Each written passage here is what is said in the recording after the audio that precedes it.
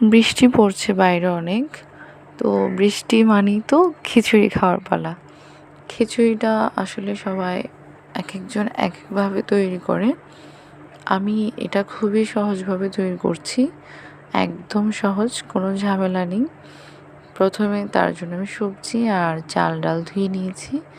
এখন সর্ষের তেল দিয়ে দিয়েছি হাঁড়িতে, আর দিয়েছি পাঁচফোড়ন, শুকনো মরিচ আর তেজপাতা,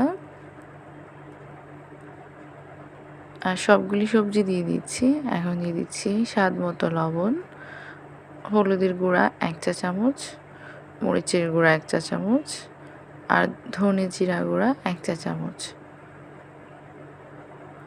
সবগুলি এখন একটু ভালোভাবে কষিয়ে নিব মশলাগুলি, আর দিয়ে দিব আদা বাটা।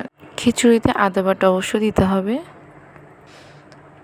আর সব মশলা কষানো হয়ে গেলে দিয়ে দিব চাল আর ডালগুলি। এগুলি দেওয়ার পর আবার একটু ভালোভাবে নেড়ে চেড়ে নেব। তারপর পরিমাণ মতো জল দিয়ে দিব। আমি 1 পট চাল নিয়েছি, আর আধা পট করে 1 পট ডাল নিয়েছি, দুরকম ডাল। আর জলটা আমি 5 পট দিয়ে দিচ্ছি।